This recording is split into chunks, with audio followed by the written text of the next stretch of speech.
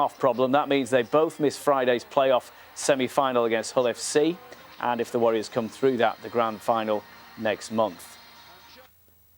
Don Manfredi is the one Wigan player named in Super League's dream team today. Warrington Wolves have 4: Chris Hill, Ryan Atkins, Ben Curry and Kurt Gidley. And don't forget, you can see all the latest action, of course, on the Super League show tonight, including Solva's win over Batley.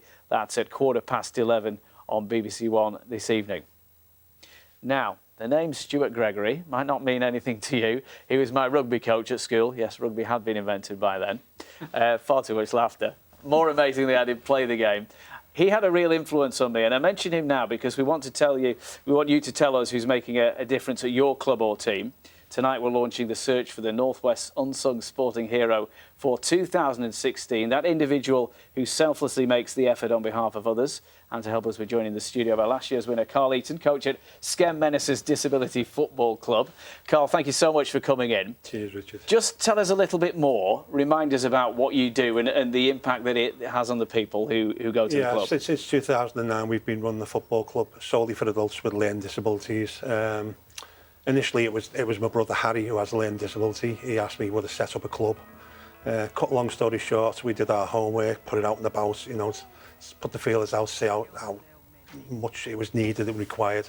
And I remember when we first started, back in 2009, we had 8 players, 2 coaches for goals and a football, and that's where we were. Brilliant. And where we stand today, if someone had said to me today, this is where you'd be, I'd have said, no, come on.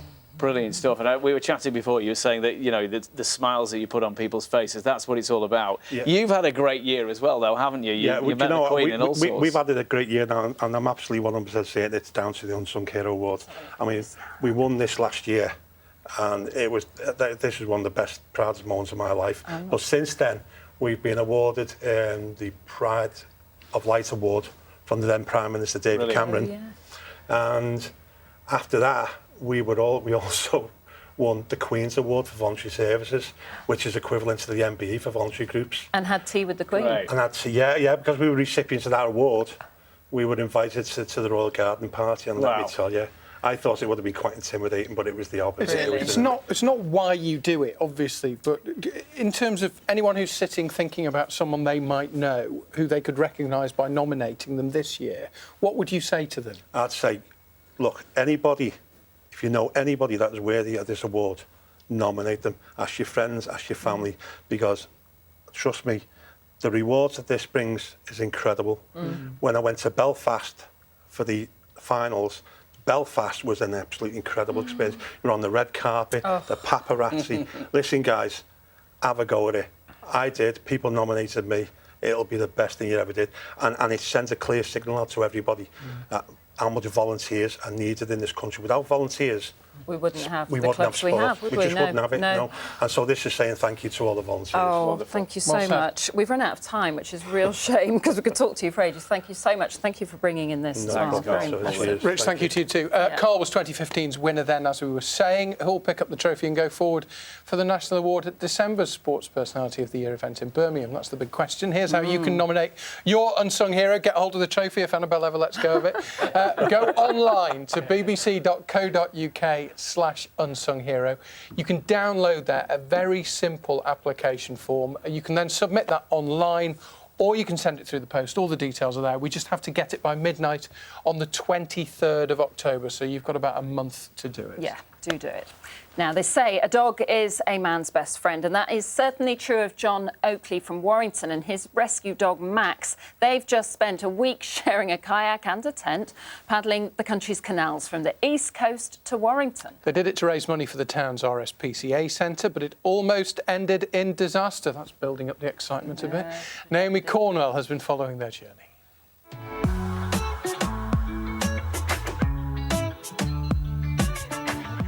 Max the dog is smiling because he's doing none of the work.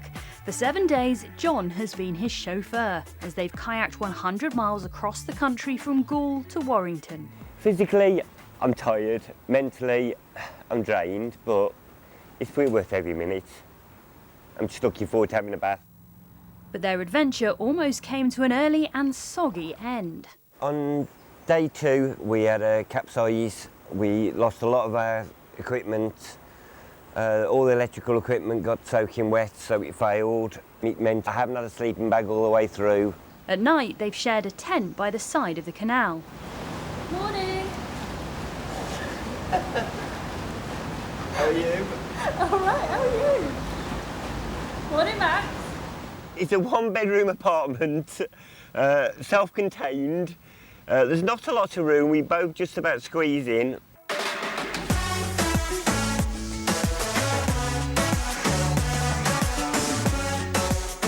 It's been an endurance test for John, who's also had to drag the kayak around 139 locks.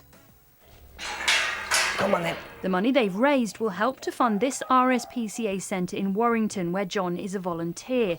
The animals here have been removed by inspectors due to neglect or abuse.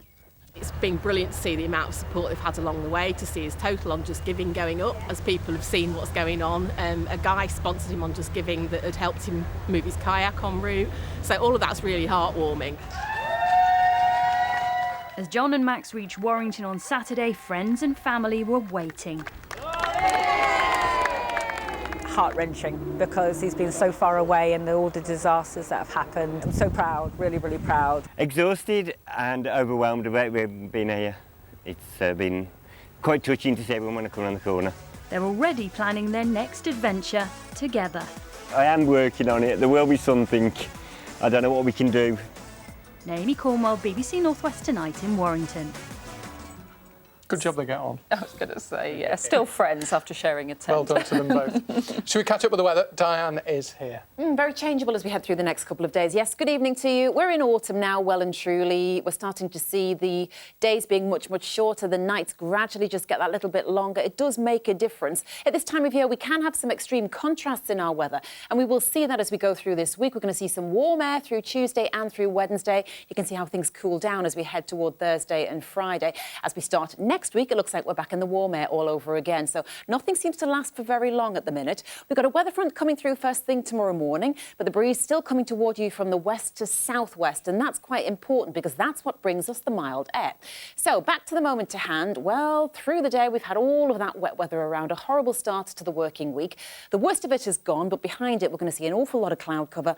We're going to see spots of rain continuing in parts. The worst of it is definitely gone, but the cloud base will be fairly low, so misty and murky visibility is really poor. It's really poor outside right now. It's only going to get worse as you go through the night. In terms of your temperatures, well, they're pretty good tonight because of all of this weather. We're talking about 11 to 14 degrees. Weather front goes through first thing tomorrow morning, so it's a poor start once again. Tomorrow morning's rush hour is not great. Again, visibility will be an issue, but by the time we get to lunchtime, the picture will start to change and all of this weather clears. Clearing the Isle of Man first, you'll see the sunshine coming through earlier than anyone else. Then it moves into the coast. It spreads everywhere through the afternoon, and drier, brighter skies will make a massive difference. Remember, we've got the warm air tomorrow, so in the sunshine, I wouldn't be surprised if you saw 18 degrees. That's going to feel pretty good with a light breeze.